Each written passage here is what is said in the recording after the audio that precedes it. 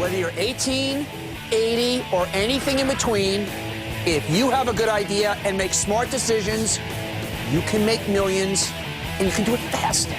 The proof is all around us in the young and the rich. Tonight, we'll show you what they're doing and doing fast to make those millions so you can do it too. Take Ryan Blair. He's founded 6 successful companies, and he's only 30 years old. He's going to show you how to stop overthinking and start making millions fast. And then there's Ivanka Trump. Don't make the mistake of seeing her as born into privilege. She's got the instinct for making money, and she's going to open your eyes to winning in business and making millions fast. Let the young and the rich teach you to make money fast. I'm Donny Deutsch, and that's tonight's big idea. I couldn't shoot a jump shot, I couldn't sing, I couldn't act, I couldn't dance, so about the only way that I was going to become rich was if I started my own company. I'm Ryan Blair, and I'm a serial entrepreneur. I've started 6 multi-million-dollar companies by the time I was 30 years old. 24/7 Tech, multi-million-dollar business. Sky Pipeline, $25 million business. PathConnect.com, soon to be $1 billion business. ViSalus Sciences, $100 million company. I can't believe I am where I am. When I made my first million, I was in awe. It was like my entire life had changed forever. Where I'd come from, I had nothing to lose. So most entrepreneurs, they fail because they have something to lose. For me, there was no way I was heading back to where I came from. Life could only get better, and life could only get bigger. Well, life's been great for you, sir. Tonight, we're teaching people it doesn't always take 100 years to make the money. I mean, you at 19 had your first company, 6 companies, all multi-million-dollar companies by the time you're 30. How'd you figure it out? Where did this drive come from? Well, you know, first there's a misconception here. It's been 10 years of, 17 hours a day, 7 days a week. No shortcuts. So career-wise, I've probably done more work than most people that are 50, 60 years old. So there is no shortcut. Now, I'm lucky that I had the right mentorship, people to teach me things that, that you can't just find in business school. But growing up, you had anything but mentorship. No. Take me to life as a kid. Your story is a rough one. Yeah, I was raised by a single mother. Tragedy struck my family when my father got addicted to drugs. He was a middle-class, successful person. So I started out with a decent lifestyle, and then we lost everything. Went to, in and out of the streets, in and out of foster care facilities. My mother struggled on minimum wage to raise me. And so I kind of had a bone to pick with society. I was really angry with everything that had happened to me and my mom, to losing everything, homes being foreclosed on. I lost everything and then found myself in a position where I had nothing to lose. What does it feel like as a 9-year-old, 11-year-old kid?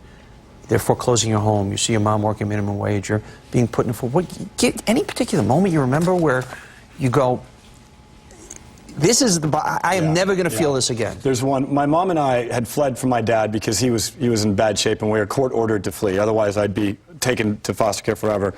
And we moved all of our stuff into this new home, and I was so excited. It was a 1-bedroom home in a bad neighborhood, and we offloaded all of our goods. And then we went back for a second trip to get the rest of our stuff. And the people in the neighborhood saw us moving in, and they robbed us of everything. And when I walked into the home and saw that my prized possessions, everything that I had as a kid that I loved and adored, was taken from me, clothing, everything. I mean, I had nothing. And we called the police, and the police showed up, and they said, Ryan, you don't want to report this crime, because those people in the park will know you reported it, and they'll come back for vengeance. That was when I knew I was in a whole new world. How old were you at this point? I was about 13. I was about 13. When I saw the look on the police officer's face and he said, I really feel bad for this kid, that was when I understood that it was different, that what I had was a lot worse than what a lot of other people had. And how about your dad on drugs? Any moment you remember where you see your dad just falling apart? Yeah, I remember a moment when he accused me of tapping the phones for the government. So he'd become paranoid schizophrenic because he had such an obsessive, situation with drugs that he accused me of tapping the phones, working with the government, and being some form of an agent or something like that. And that's when I knew I had to leave, I had to flee. So how does a kid who's 13 heading to foster homes, nothing a penny in the world, mom on minimum wage, how does a guy like that give us the secrets to, by 19 starting his own business, by 30 having 6 multi-million-dollar businesses? How the hell did you do it, man? For one, I had to grow up very fast, right? So at 13 years old, I kind of had to be an adult. I had to fend for myself, and I had to take care of me first. So I became, a person who took care of myself first and foremost from a survival standpoint. So I kind of built these instincts, not realizing it. They were very suitable to entrepreneurship because... Which ones? What are those? Well, really not being afraid, right? So in contrast to where I'd come from, where I was going was only going to get better.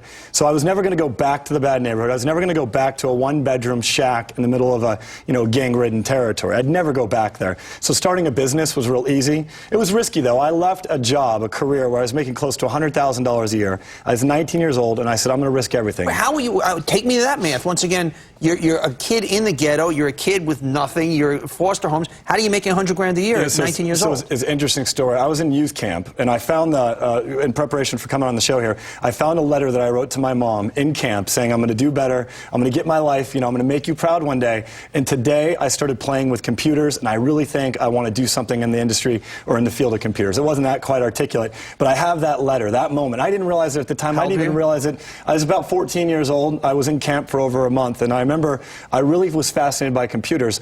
And at the time, if you recall, in the .com 1.0 era, anyone who had skills with regard to computers, there were talent that was high in demand, and we were making absurd amounts of money. So I would get, I'd sign on to a company, get a $15,000 signing bonus, and 3 months later, I'd get a 30% raise and sign on to another. And what happened at 19? So at 19 years old, I got struck with the idea to be an entrepreneur. I was afraid, though. I'd had a lot of things going, right for me, making good income. I'd bought a car, so I'd taken some risk, got some debt. And I decided I wanted to be an entrepreneur, and I went to my mentor, my stepdad, and I said, I'm thinking about being an entrepreneur. And he said, do it. You have nothing to lose. So what? If you fail and if you lose everything, who cares? You're still going to be the same person. What people don't understand in our society is, even if you're down to the lowest financial lows, you're going to wake up alive the next day. You're not going to have everything, your life, your body, your health cannot be taken from you if you've taken, control and taken care of it. And once again, and your stepdad was right.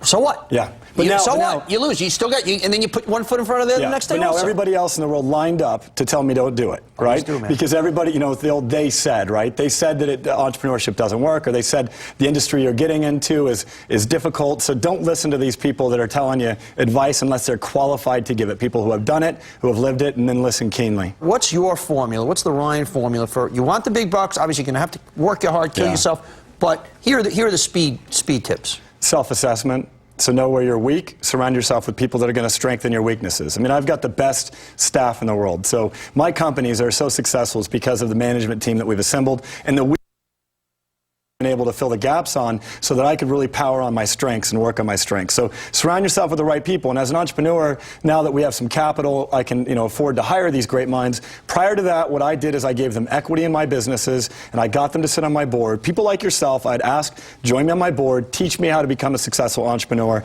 tell me what I need to know. Be a student every day. Ryan Blair, guy who's making it big and making it fast, and a hell of a dresser. Serial entrepreneur and founder of 6 companies by the time he's 30, each one making millions. More big ideas. Next, some people just weren't made to punch a time clock.